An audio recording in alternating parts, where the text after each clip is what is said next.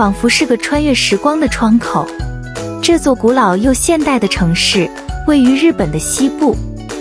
京都曾经是日本皇室的都城，如今保留了许多古老的寺庙、神社、宫殿和传统建筑，体现了古日本的繁荣和精致。京都也是日本的文化和艺术中心，以茶道、花道等传统文化闻名于世。每一个角落都有着令人着迷的故事和传统。无论你是想了解历史、品味美食，还是感受日本独有的风土民情，这个充满魅力和神秘的城市等待着你的探索。大家好，我是达奈，我是矮洞，我是妙谦。我们现在在哪里啊？矮洞？我们在日本非常有名的清水寺。这个城市是在哪儿呢？在京都。哇，师姐，我们现在站在清水寺的哪里呢？哦，我们站在仁王门入口，是它山门对吗？是的，哦，这个山门是朱红色的，大家看到了吗？是非常有特色的，很美哈。是。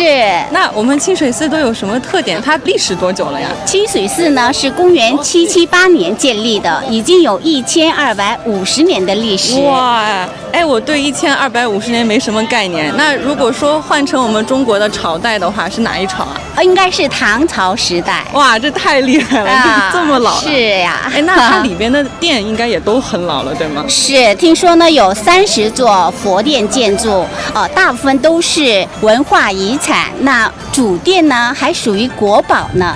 哇，好期待啊！那我们一起去看看好吧？带大家也看看。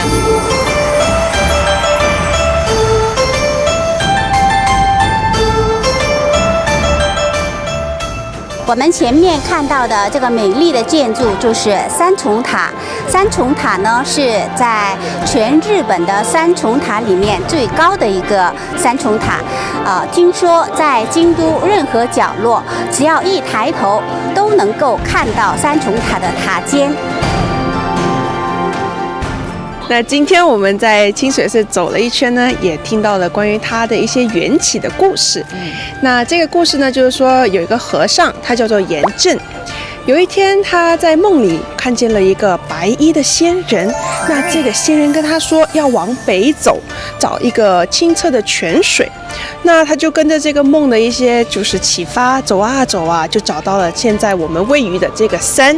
那个时候他就刚巧碰到一个神秘的高人，那这个高人很严肃的跟他说：嘿，你要把这些树木都雕成千手观音。他那个时候第一个反应就有可能这个人就是观音菩萨的化身，那他也照做了。所以最后他就成立了这个我们在的这个寺庙，叫做清水寺。那它一开始就这么大规模吗？我还听了另外一个故事呢。这个清水寺呢，它一开始呢是个小范围的寺院。严正法师呢，他在就是打理他的刚开始的那个寺院的时候呢，有一天他遇到了一位将军，要上山猎鹿，给他已经怀孕的夫人呢安胎。那这位法师很钦慈，就劝说这个将军说，杀生呢是不会给你的妻子和孩儿带来任何福报的。他建议呢，就将军不要去猎杀那头鹿，反而呢回家供奉和供养观世音菩萨。这个将军也可能跟观音有缘吧，那他就真的听信了严正法师的这个话，然后放弃了这个去射杀鹿的这个想法，然后回家供起了观音菩萨。然后没多久之后呢，他的儿子果然就欢欢喜喜的、健健康康的诞生了。然后呢，母子都平安，而且过后他还在战场上屡立奇功，得到了很多的封赏和嘉奖。最后呢，他的其中的一次大封赏里呢，就是当时的天皇吧，赐给了他一个很大的宫殿。然后他知道这全都是靠严正法师和供奉观世音得来的一些福报，所以他就是把最后的这个宫殿呢奉献出来，供养了给观音，供养了给这个严正法师，也就是我们最后现在身后站的这个清水寺。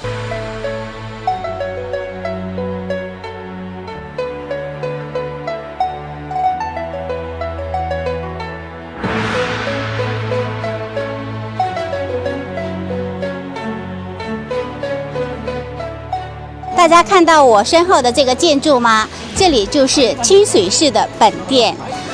清水寺呢是栋梁结构的寺院，本殿呢有19米、16米深的这样的一个非常壮观的建筑，它的舞台是悬空的。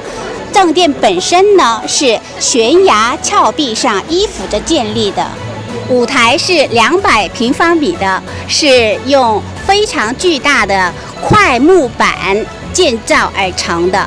这个舞台是专门为观世音菩萨献舞建造的。哎呀，到现场来看呀，我们可以感受到这个舞台的壮观。希望你们有机会也要到日本京都来看一看清水寺。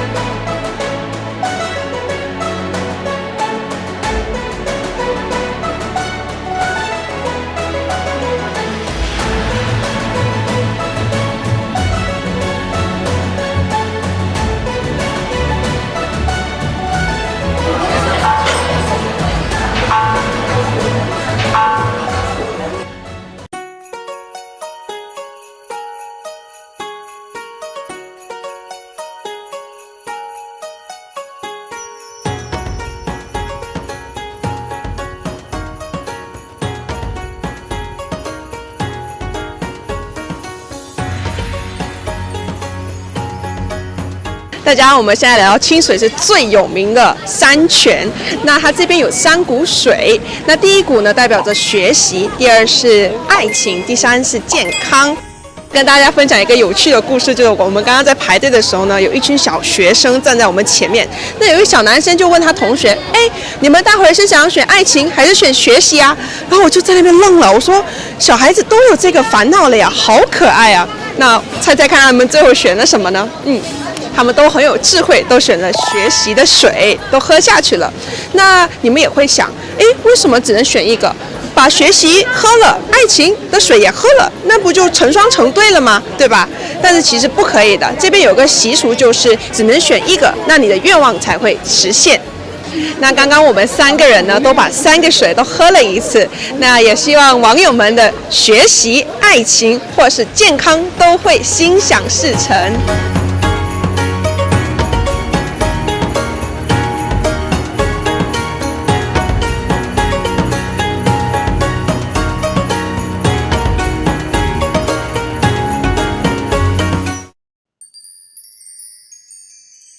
大大小小的神社和寺庙是日本文化中一道灿烂而独特的风景线。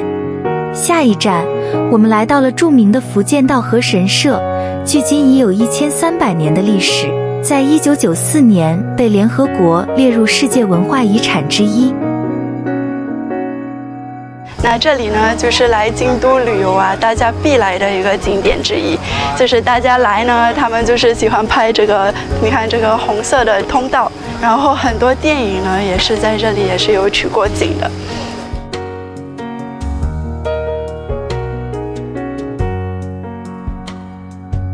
那它这一些红色的建筑呢，它们其实就叫鸟居。在日本呢，有一个大的宗教叫神道教，这个鸟居呢是神道教一个比较标志性的一个建筑。其实，在很多寺庙的神道教寺庙的门口呢，你都会看见，那它寓意着从人界到神界的一个通道。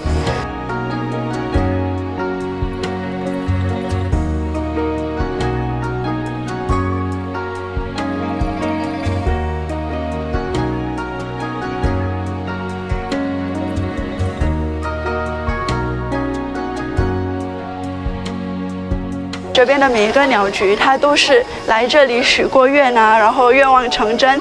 比方说，他来许愿说我事业有成，或者我家庭幸福。那他真的得到那个愿望以后呢，他就来还愿，所以呢，他就给这个庙来捐赠这个鸟居。那后面的这个呢，就是捐赠者的名字。那可见呢，这个来这里许愿的人呢，很多都愿望成真了。因为这条道呢，就叫千本鸟居，而且实际上呢，鸟居的数量有上万个。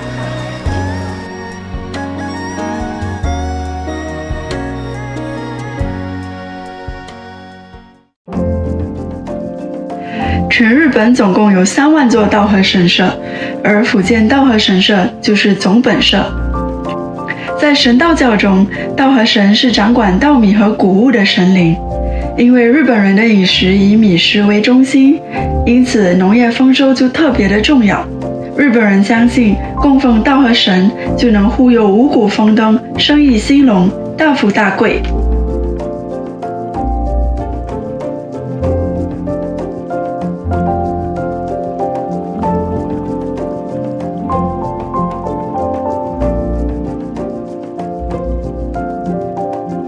除了鸟居以外呢，稻荷神社还有一个很著名的标志，就是这一些我身后的这一些狐狸雕像。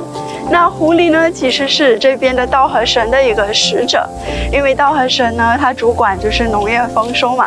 那有时候农民种地的时候呀，会有一些野兔子啊，会有一些田鼠来破坏这些农作物。那这一些狐狸的这一些使者就会把它们赶走，就确保年年有丰收。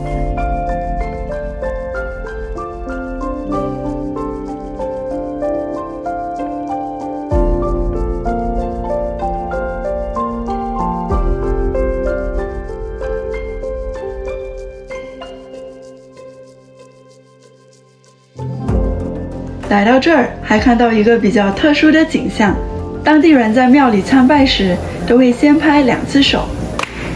原来许愿前先拍手，为的就是引起神灵的注意。这么做，你接下来许的愿才会被神灵听到。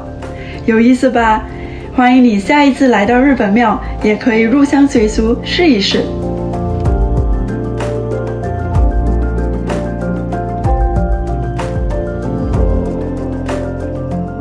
那你看这一些特别可爱的这个小鸟居的一个形象，它其实是这一边比较独有的一个许愿牌。那你看上面呢，它就会写他们的许愿文啊，还有祈愿者的名字啊，对，然后会挂在这一边，就是祈求神灵护佑，愿望成真。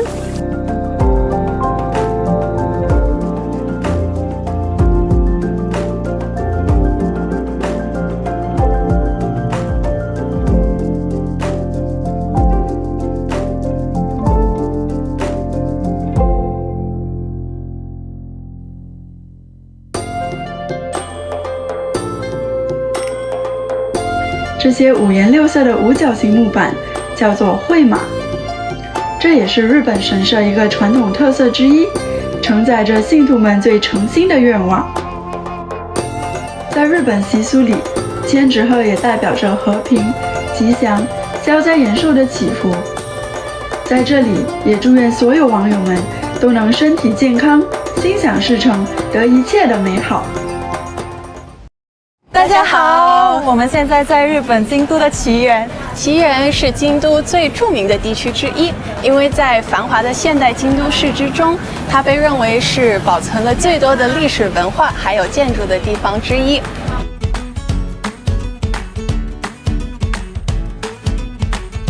感觉我回到了古日本的时代呢。我们进入了时光的隧道，在这街道的两边都是木头的屋子呢。是的呢，而且你看这个屋里还长了棵柏树，多壮观呀！长到2楼了，对呀，柏树长命百岁。哎呀，真好啊，这寓意。看这里的窗帘也都是用席子编的，挺有特色的。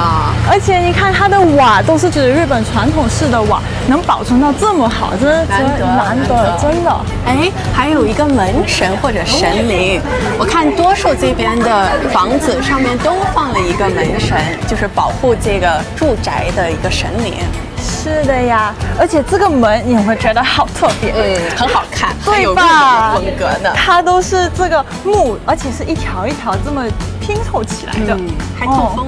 是还透风。哦，这里写着茶屋，原来这一间是茶屋呀！日本鼎鼎有名的茶道，看看我们一会儿有没有机会去体验一下。好呀。哎，你快看！快看，那有2位艺妓呢。哦，好美呀！是这个打扮，哇，真的很美。哇，真的，我好像还是第一次看见。啊，是吗？其实旗人应该有不少的艺妓还有学艺者啊，因为他们是在茶屋里面工作的嘛。我听说他们要花10多年去学各种传统的舞蹈啊、乐器呀、音乐、唱歌，包括插花，都是为了去表演这些艺术。真是台上1分钟，台下10年功啊，整整的10年。10年哦，真是。讲到这种武艺，你觉得我们有没有机会去体验一下日本传统的舞蹈？不能光是吧？咱们那个体验茶道的时候，看看有没有老师愿意教我们一些舞蹈，一些传统日本舞蹈。我相信大家也应该非常非常期待，想要看上一师姐跳舞吧？有，一起。咱们去这儿看看吧。哇，您看这个街道，好多老的房子呢。你看那个。真是古色古香。是呢，据说这个是日本的传统木头丁屋。咱们要不要敲个门，看看能不能进去看一看？好呀，咱们来去参观一下人家的屋子。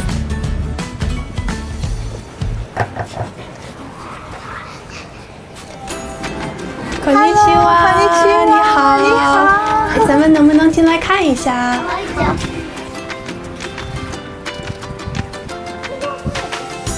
我先简单的说一下这个丁屋，这个丁屋已经快140年了，几乎没有任何的翻修啊什么之类的。哇，那它挺牢固的耶，这些木头140年。而且就是里面的所有的家具呀、木头都是主人精心挑选，很多东西都很古老了。对。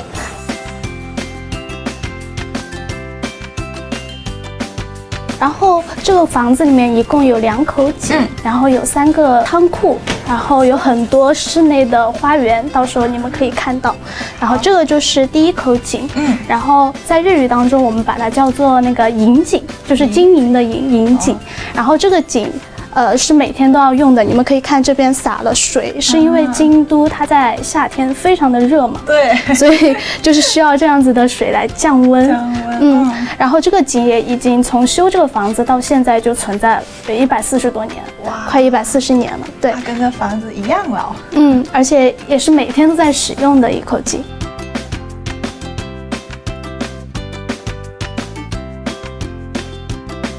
然后这个就是很标准的日式的一个小庭院，叫平庭。平庭。对，就是因为为什么这个房子有这么多这种小花园，就是因为这个房子它非常的窄，但是它又非常的长。如果没有这样子的花园的话，就是没有办法通风和换气。然后平庭它的特点就是它里面的植物都是非常的简单的，它不会种花呀那些，就是很简单的一些竹子和一个灯笼在这里。据说这个人是那个当时的天皇还是皇室成员之一。这个照片拍摄于明治时期，就相当于是当时的一些贵族呀，还有皇室成员啊，还有一些商人他们的一个聚会，像是一个派对一样的样子。然后比较神奇的是，就是其实在那个时代照相的技术没有那么的发达，所以为什么这个照片可以保存了这么久，然后又可以拍摄这么多人，就还挺不可思议的。挺神奇的。对。然后这一边是一个日式的神寺。然后因为富田家他整个家族是非常相信就是神这一类的，所以不仅有日式的，那边还有一个就是佛教的这样子的一个。可以看得出来2个区别还是挺明显的。是的。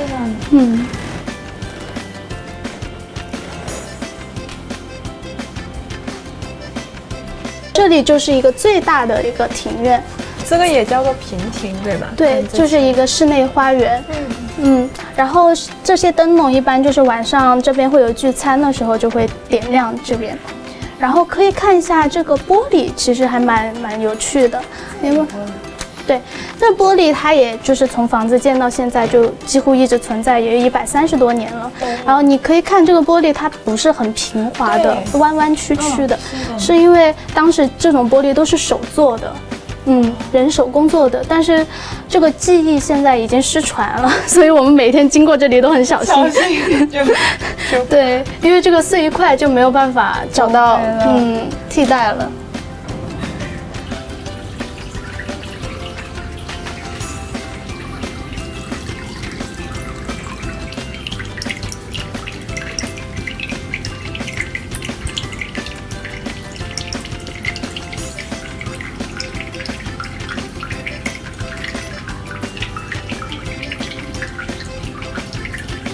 然后这边就是第二口井，刚刚那个叫做银井，然后那个就是供人生活使用的，这个就是金井，然后这口井是只能给这种神寺使用的，一般人是不能使用这一口井的，所以在就是给祭祀的时候啊，换水的时候就会用到这一口井。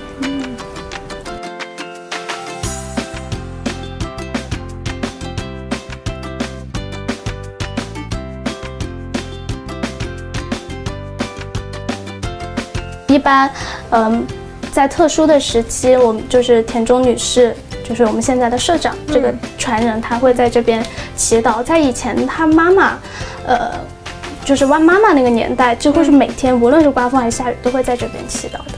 因为现在现代人的生活越来越忙了，可能没有办法做到那样。你们要不要就是用那种日本的一种方式来这边，就是许一下愿呀什么的？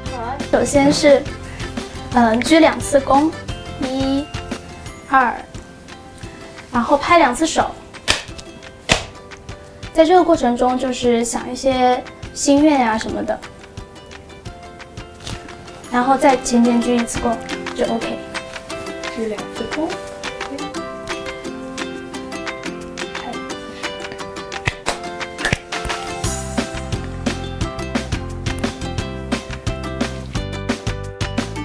踩的这一块地板也是比较特别的，是因为当时的主人他非常的喜欢看能剧，对，就戴着面具，然后就很慢很慢的舞蹈，然后配合着这种踩踏的声音，然后愉悦观众的，所以只有这一小块是一个能剧的舞台。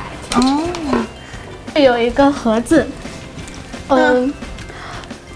用英语可以说它是 secret box。secret box， 对，一个秘密盒子，没有，就是家主都不能打开这个盒子，就是说里面关着不好的东西，打开的话，传说是打开的话，你头发会变白，就是你一下人会变老，所以谁都不能打开。我们也不知道里面有什么。我虽然想打开，但我不想变老，也不敢打开。这是最传统的一个茶室，就是建这个房子之后修的一个茶室，非常古老了，日语叫 rakujo， 中文的汉字就是乐寿，快乐的乐，寿命的寿。是当时一个非常有名的建筑家取名的。然后这个就是传统日本茶室的门，非常的矮。它是为了就是让所有的人，他进这个茶室的时候都需要俯身，需要就是跪着进去，就是意思就是无论你是什么身份，在这个空间里面，我们每个人都是平等的，这样子。哇。然后一般以前的一个茶会的话，可能会持续几个小时，甚至是一下午到一晚上都有可能。现在。我们的那个茶会一般都是1个小时左右。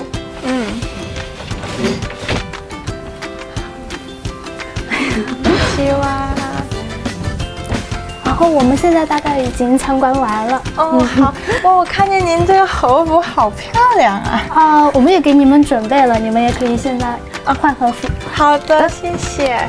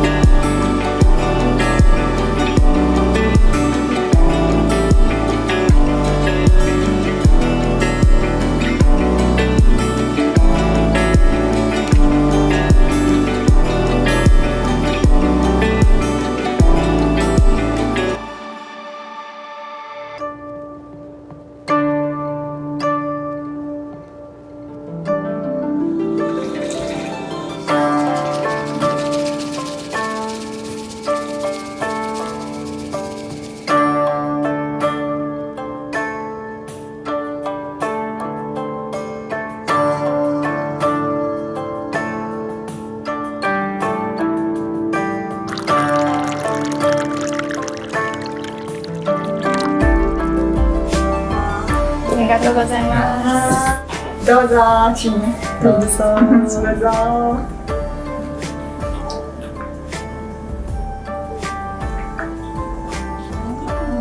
很香。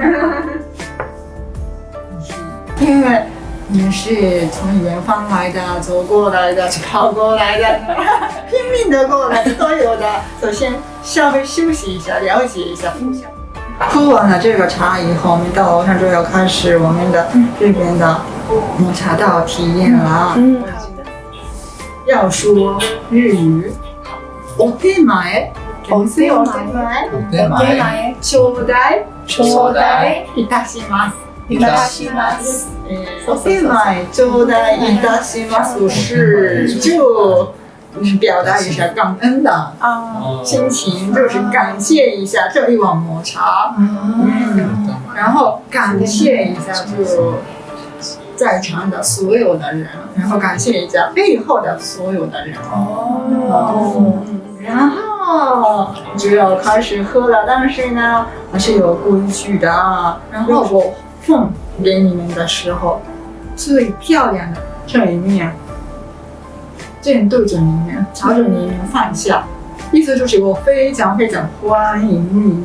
然后你们客人，我们是毕竟是亚洲人，稍微谦虚一点，谦虚一点。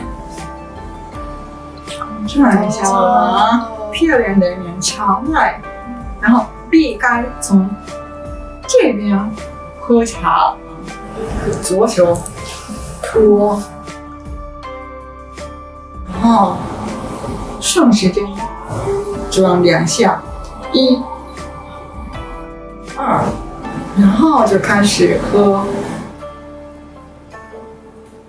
如果味道能接受，那按照你们的节奏喝完就 OK 了。但是呢，最后一口的时候，请做这个事情。yes， 发出声音的，发出声音，一点点的声音，吸进去，吸进去。是因为我们的抹茶是非常非常。泡沫非常非常丰富的，碗底应该会流走泡沫，我们都觉得是这个泡沫非常的舒服漂亮，那我们必须要都喝进去，所以当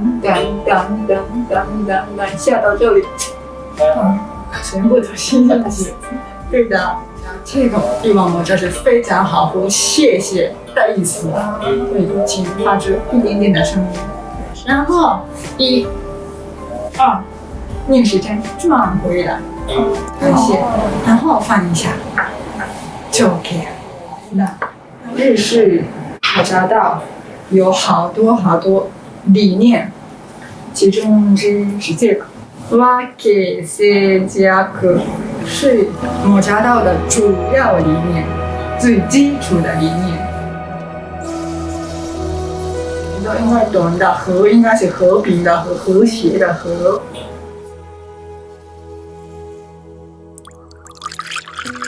K 是尊敬的敬。C 清洁、清净的意思。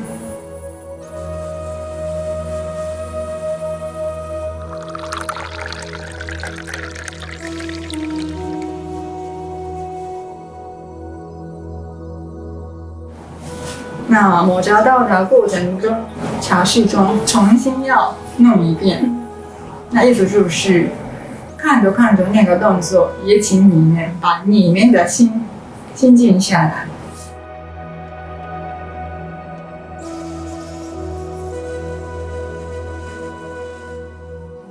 然后记是最难理解的。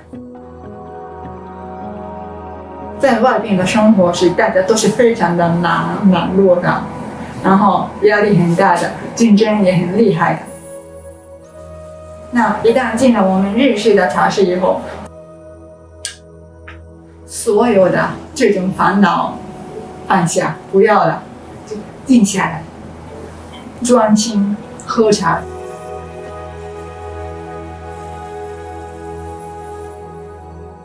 这些词汇都是我们的佛教里出来的禅语。很有禅意。对，是的，很有禅意的。如果我们日式的抹茶的有什么积极的作用，那应该是让我们想起，这个词是在我们的日常生活当中非常非常重要的。所以今天一旦进了我们的茶室以后，请把这个词放在你们的心里，再做一下你们的抹茶。咱们品尝一下这个日本抹茶吧，看一下，转一下。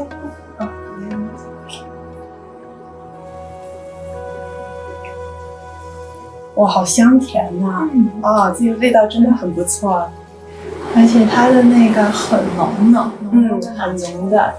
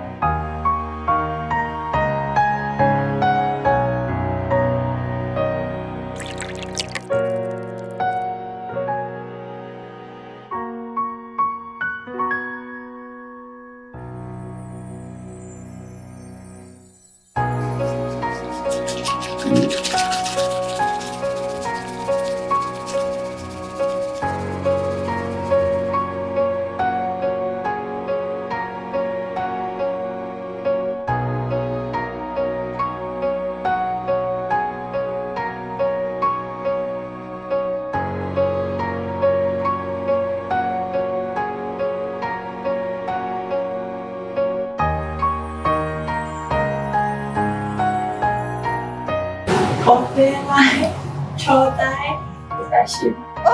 OK。ありがとうございます。ありがとうございます。请喝茶，请喝茶。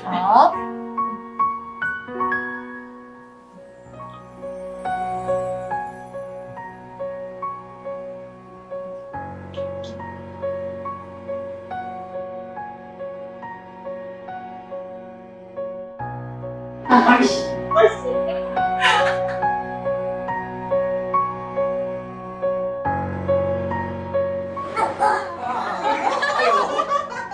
Too hungry.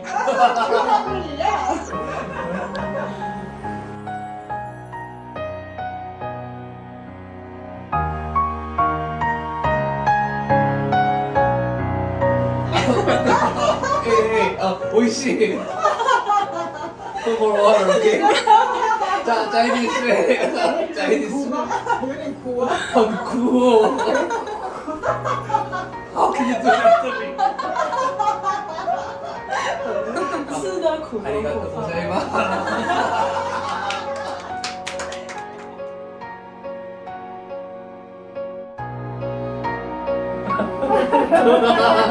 美味しい。ありがとうございます。先生、ありがとうございます。ありがとうございます。ありがとうございます。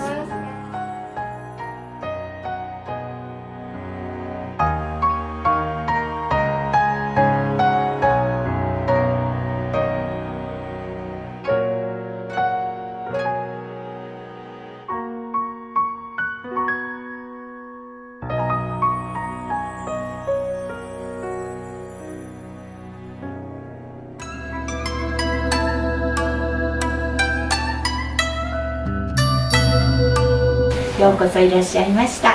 私は香織先生。はい、よろしくお願いいたします。じゃあね、今日初めてなので、日本舞踊を私たちが習うときに一番最初にする基本の踊りを少しだけ、はい、じゃあ立ちましょう。はい、ジャンプ。はい。すり足といってね、足の裏を見せない。不然让别人看到你的脚底。すり足、すり足、すり足。はい、上手上手。上手上手。上手就是非常棒的意思。自分がここだったら、割る。そしてこうやって。で、歌舞伎の民謡とかのね、ところでこうやって。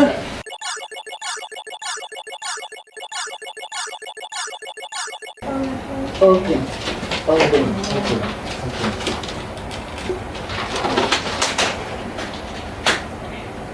じゃあ、皆さんに幸せをっていうところをするよ。在祝福的时候。で、こうやってさっきの歩き方とねミックスします。幸せを、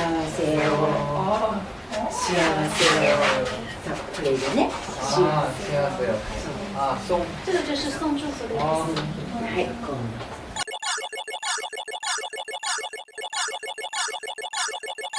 踊りやったから女の子は女の子らしいのしたいよね。一枚だけポーズ、写真のポーズにしたい。刚刚我们学的是男生的 pose。女の子よ。女の子よ。女生的 pose。女の子よ。じゃあお線香ここもらいます。はい、もらいます。はい。じゃあお袖ね、お袖。お袖。이거 맞춰서? お袖。はい、反対。はい。大体時間。差不多学的这舞蹈就是这一部分。OK？OK？はい、じゃあありがとうございました。はい、またね、ありがとうございました。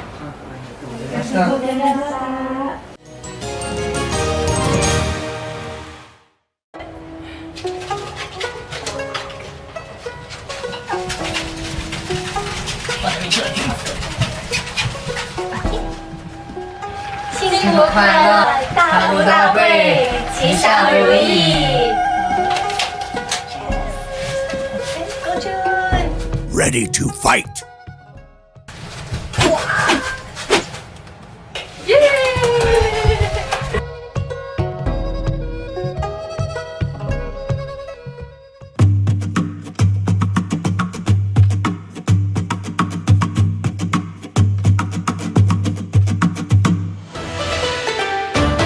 今天呢，我们其实来到京都最著名的锦市场 Nishiki Market， 然后距今已经有400年的历史。哦，那这里呢有很多日本本地非常有特色的小吃哈，今天我们会给大家介绍介绍。好了，不说了，我都肚子饿了，我们去逛吧，去逛吧，走走。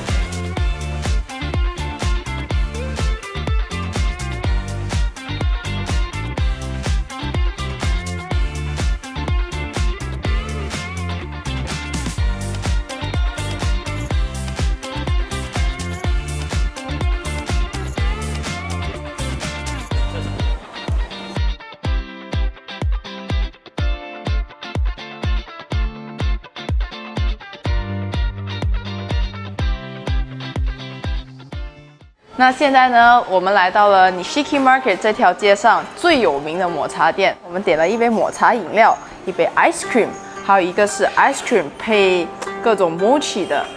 那我们现在来尝一尝。等一下，你知道为什么日本人喜欢吃抹茶吗？我不知道，我就特别爱吃，为什么呀？主要是因为抹茶里面有儿茶素，它可以降低就是自由基对我们人体的伤害。哇！对，然后还可以保护肝脏，预防癌症，然后提高我们的注意力，又没有咖啡的副作用。那有助于美容吗？当然了。那我先赶紧吃，好吧？来，我们尝一尝哈。我们先吃第一个这个，我们淋一淋哈。哇，好吃，不错。抹茶味挺浓厚的。嗯，我现在拿一个配 mochi 的。这个，好吃。它配红豆泥，其实那口感挺搭的，而且很绵密。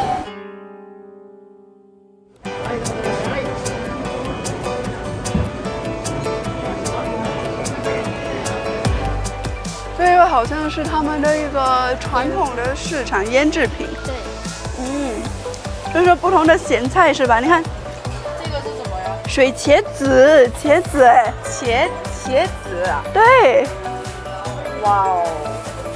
哦，我第一次看到人在腌这种。你看，这是好像是山药。对，腌生姜。我第一次看到人家做这个，就是腌的那个南瓜。你看，它其实腌到这边都软了。但应该也挺好吃的。对，我觉得这挺特别，它里面还放了那个昆布，对吧？再看看别的吧。它这一家就是著名做腌制产品的。来，我们就来试一下。我想尝那个 pumpkin 的。对啊，我也想吃那个南瓜。This is the pumpkin. Okay. 啊，这样香，就是很脆耶，真的挺好吃，很开胃，像咸菜一样。这个就是下饭应该会很好吃的。这个是那个茄子啊，这是茄子吧？来试一下。对，茄子。哇哦，我觉得蛮好吃的这家，买一个回去吧。对。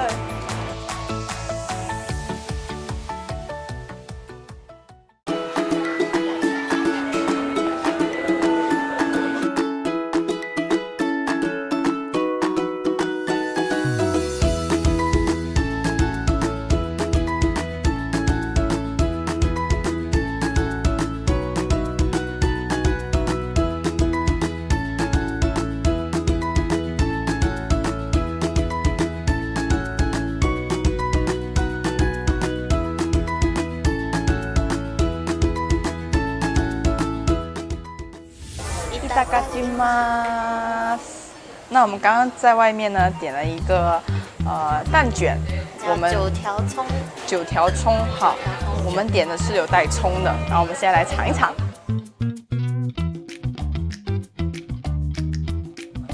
来，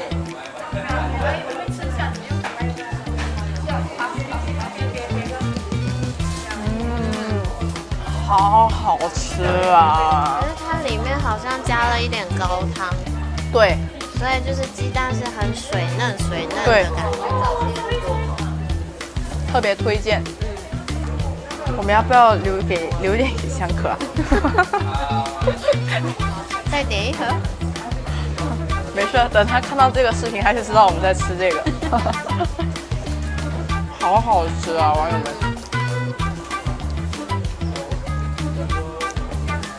好吃。那我们要接着逛，走吧。看我们这边附近还有什么吃的？我看到冰淇淋。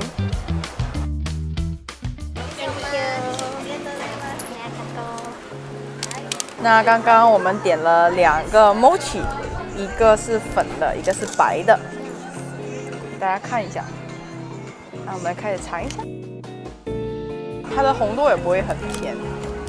我原本都以为大福上面的草莓会很甜，我以为会很酸。你以为会？对，可是我觉得刚刚好。对，他们选的都是刚刚好。其实我们对面有好多人都在站着吃东西。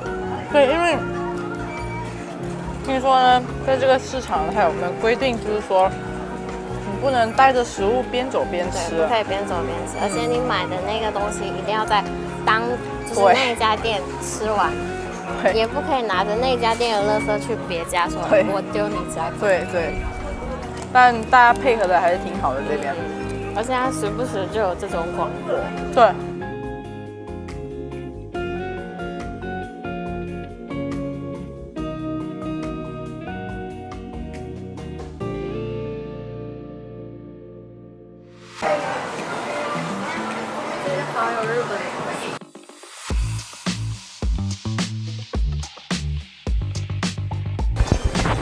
们耳环也挺有特色的，就是上面好像就是那种和服上会看到的花色做成耳环。那这边还有很多。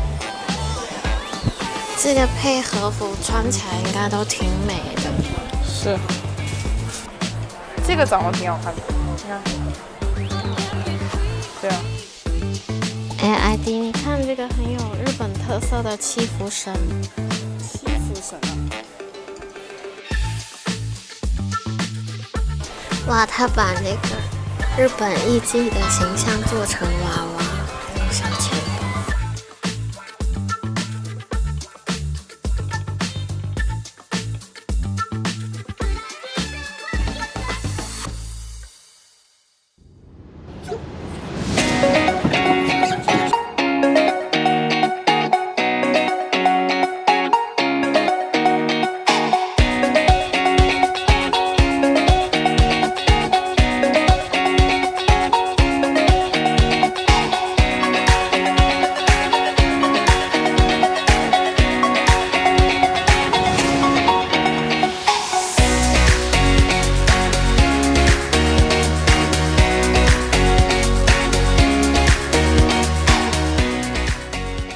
祝福你们甜甜蜜蜜，心想事成。下次再见啦，拜拜。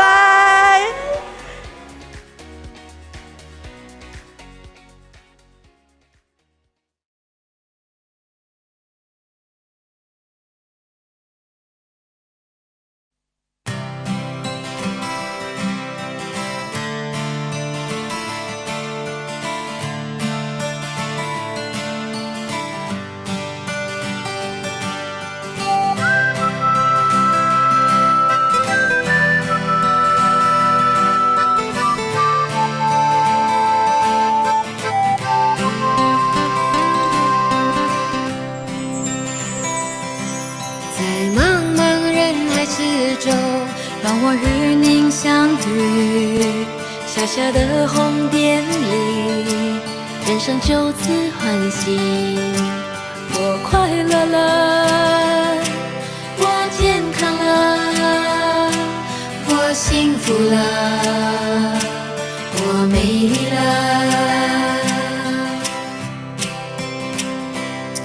在茫茫人海之中，让我与你相遇。小小的红点里，人生变得神奇。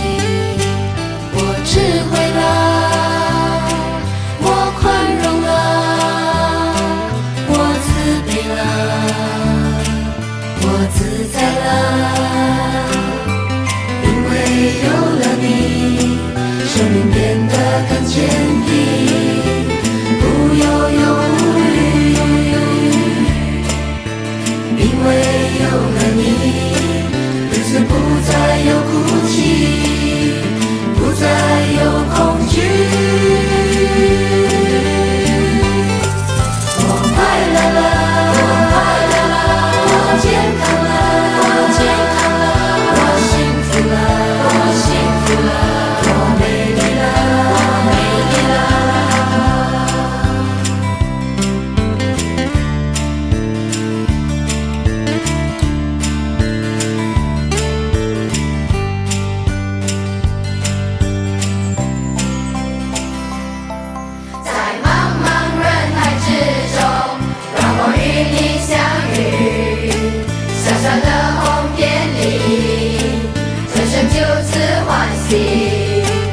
我快乐了，我健康了，我幸福了，我美丽了。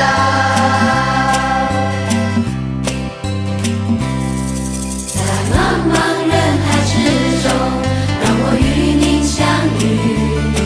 小小的红点里，人生变得神奇。我智慧了，我智慧了，我宽容了，我宽容了，我慈悲了，我慈悲了，我自在了，我自在了。因为有了你，了解生命的真理，修行的理。因为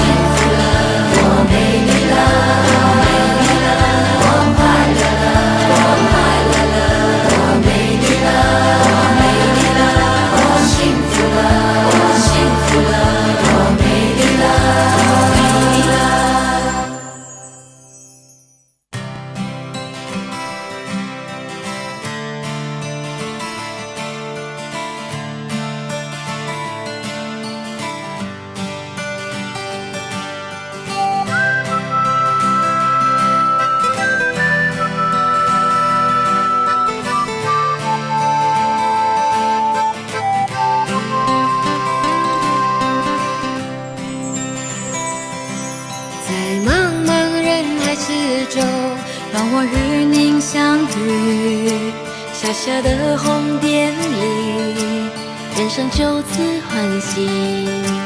我快乐了，我健康了，我幸福了，我美丽了。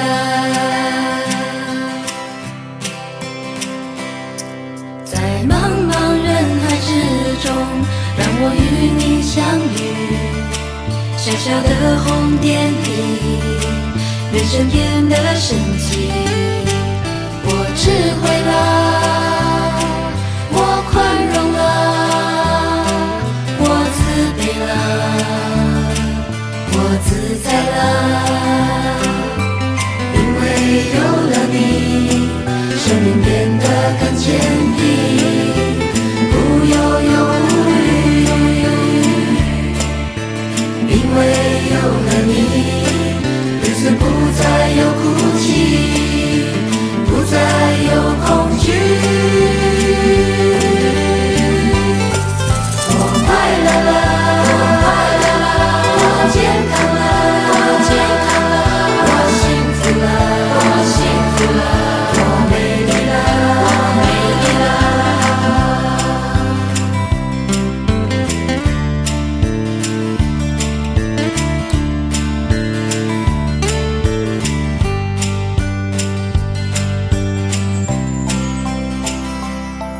在茫茫人海之中，让我与你相遇。小小的红点里，人生就此欢喜。